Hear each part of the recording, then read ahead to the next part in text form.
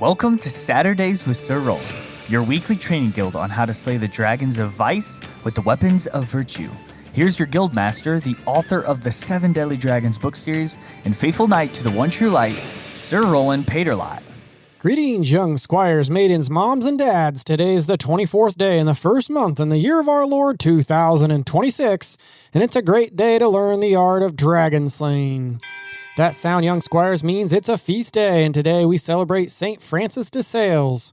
St. Francis de Sales lived in the 16th and 17th centuries and is a great intercessor for us as dragon slayers because he taught us that ordinary people like you and me can live devout and holy lives in whatever vocation God calls us to. You don't have to leave all the things in this world behind to put God first. You just have to put God first in all the things of this world. Here's the thing. Your Catholic faith is not a class in school or something you just do on Sundays. Your Catholic faith will make you better at everything you do. School, sports, friendships, hobbies, everything. As Catholics, we don't hide from the world. We sanctify the world by the way we live our life. St. Francis de Sales was really smart, and like his dad, he was sent to college to become a lawyer. Eventually, Francis heard the call to become a priest, but because of his experience in the secular world, he had a unique gift to inspire the lay people to become saints too. Now, Francis de Sales isn't just a lawyer or a priest, he is a saint and a doctor of the church. And he prays and intercedes for us to be saints in our calling because the world needs more saints.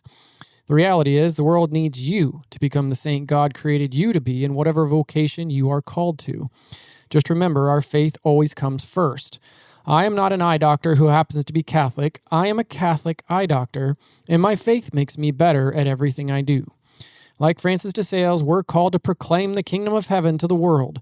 And that, young squires, is our topic for today's podcast. We are in the midst of our series on that great dragon-slaying weapon, the Holy Rosary. And we're right in the middle of the Luminous Mysteries. Today's mystery is the Proclamation of the Kingdom. This mystery does not encompass a single gospel event or reading. It was meant by St. John Paul II to be a broad summary of Jesus' 3-year public ministry announcing the good news and calling people to repent and believe that the kingdom of God was at hand. But if I could pick one gospel passage for this mystery, it would probably be from the Gospel of Mark, chapter 1, verses 14 and 15, where it says, Jesus came to Galilee proclaiming the gospel of God. This is the time of fulfillment. The kingdom of God is at hand. Repent and believe in the gospel. This mystery is basically Jesus declaring war on the dragons. He's calling people to slay those dragons that they've befriended.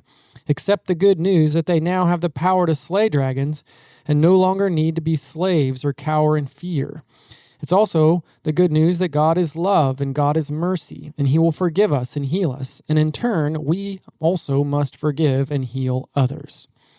So let's once again put ourselves in the story and return to our imagination, where we are assisting a knight of light as he has come to slay the local dragon plaguing our town. The morning after the knighting ceremony with your classmates, you wake up with a belly full of beef jerky, a pep in your step, a fire in your soul, and a curiosity of what the Knight of Light will do next. Just as the sun begins to climb over the hills, the knight approaches you with his calm demeanor and tells you to gather everyone in the town square. Everyone, you asked? Yes. Invite everyone. So you run through the town, ringing the old iron bell, the one usually reserved for emergencies, festivals, or when someone's goat escapes. People come out of their homes confused and suspicious. What's wrong? Is the dragon attacking? Is this about taxes? The knight steps forward, his armor catching the morning light. He doesn't shout, he doesn't threaten. He simply speaks, and somehow everyone hears him. The time of the king is at hand. The time of waiting is over. The dragons must go. Not just the big one who threatens this town. All of them. All your wyverns. And all the little dragons you have befriended. The square goes silent. Then the reactions start. One man crosses his arms. But we've always lived with the dragons, he says. The big one mostly keeps to itself as long as we feed it and do whatever it wants us to do. Another woman responds, yeah, they make us feel safe and comfortable. Besides when they eat our sheep and scare our children and occasionally burn our houses down with fire. A teenager raises his hand and asks, do we have to repent today? I have a basketball game at 1 p.m. Maybe I could come back tomorrow? Someone in the back mutters, "Is repentance expensive? Inflation's killing my bank account, and I need to save up for more beef jerky." The knight nods patiently like he's heard all this before. Repentance is not complicated. It means turning around. It means dropping what is killing your soul. It means choosing courage over comfort. A few people shift uncomfortably. Then he adds, And yes, it means you can't keep feeding the dragons. "That does it." A man steps forward angrily. "I like my dragon," he says. "It helps me feel powerful." "Mine fetches the remote and brings me snacks and fizzy drinks," another man says. "The TV won't even work without the remote. They don't even put buttons on those things anymore." Another person shouts, "My dragon tells me I'm always right." A woman gasps, "Well, mine tells me everyone else is always wrong." The knight sighs gently. Dragons always say those things. That's when you notice something strange. Small shapes are moving near people's feet. Little wyverns, tiny dragons. Some are perched on shoulders, some are curled up like pets. One lady is wearing what looks suspiciously like a tiny hat. The people don't even notice them. You see, this is how it starts. He lifts his sword, not to strike, but to point. The kingdom of God is wherever dragons lose their grip, wherever lies are rejected, wherever hearts turn back to the king. A few of the wyverns hiss and scurry away. Others shrink. One dramatically pretends nothing is happening, sneezes, and then disappears. Then the knight turns and looks at you. It is time to send them out. You blink. Send who out? He gestures behind you. Your friends, the squires, kids who signed up yesterday because they thought dragon slaying sounded cool, and now they look slightly terrified. You will go 2 by 2.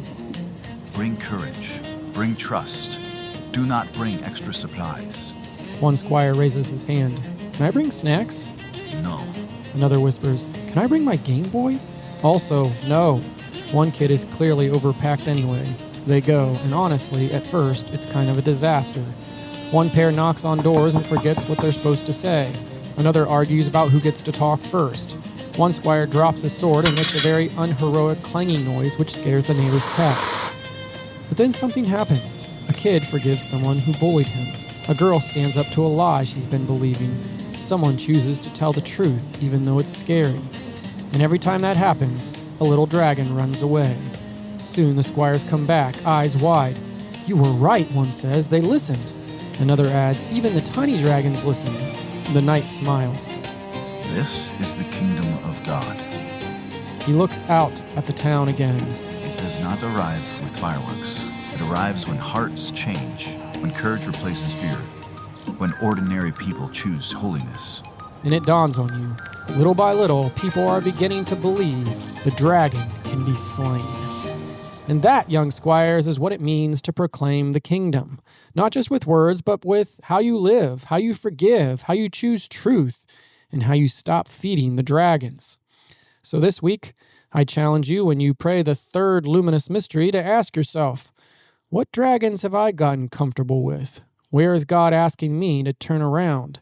And how can I proclaim the kingdom? Not just by preaching, but by living differently. Because the kingdom of God is closer than you think, and the dragons know it. And until next week, I'll leave you under the protection of St. Michael the Great Archangel, St. Joseph the Terror of Dragons, and Mary, Queen of the Angels, Our Lady of Grace, and the woman whose seed crushed the head of the dragon. Hey everybody, Sir Topher here. I want to share an important resource for all of you for 2026. As you begin this new year, we want to invite you to the mission. Every family we meet at retreats, on the podcasts, or through the books is fighting their own battles. We all are. And that's why we created the 2026 Dragon Slayers Prayer Calendar, to ask for your prayers for this ministry and for all the families out there to help us slay dragons together.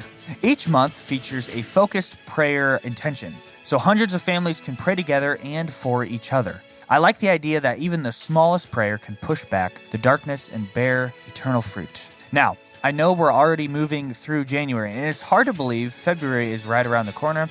I guess time flies when you're slaying dragons. Okay.